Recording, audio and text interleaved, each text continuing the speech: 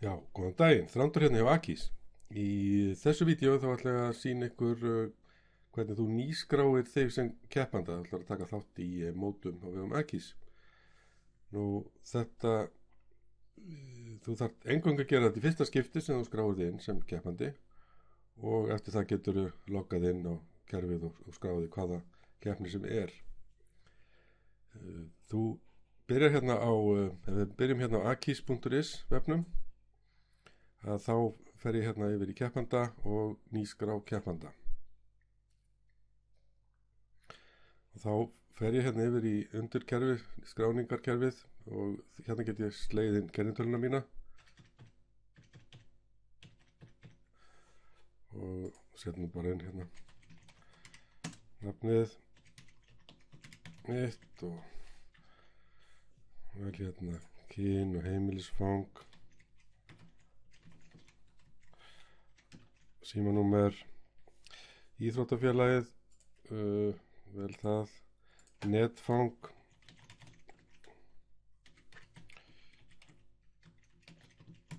og bý til lykilorð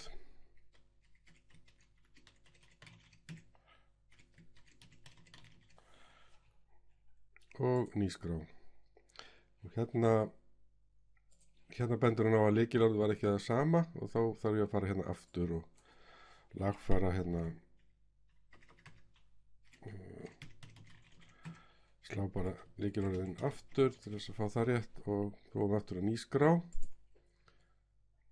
og þá kemur hérna nýskráning tókst, takk fyrir að skrá þig, tölvupóstur hefur verið sendur á netfangið þannig að þú skráðið með og í tölvupóstunum eru upplýsingar á næstu skref, endilega kíktu á hann áður en lengri er haldið. Ef ekkert bistist í póstforritinu þínu getur verið að pósturinn hafi endað í ruslsíunni og er mælt með að athuga hana og þá getur þú farið í innskráningu. Ef við hoppa hérna yfir í tölvupóstu minn og sé hvort það er komin eitthvað póstur,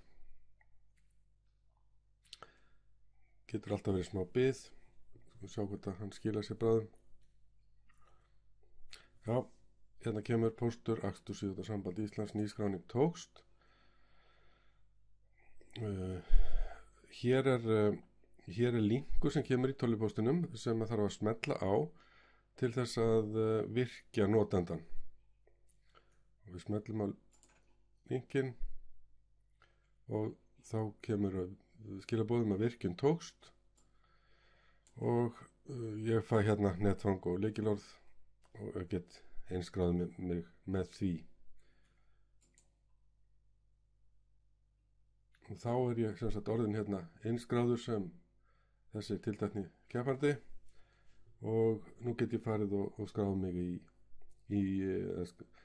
skráð mig í mót og hvað sem er. Í næsta vídeói þá ætlum við að fara aðeins yfir hvernig við skráum keppnistækið inn í kerfið. Eða til þess að það sé ganga og skuggum að það sé skráð. Þannig að við skulum sjáumst og heyrumst þar. Takk fyrir.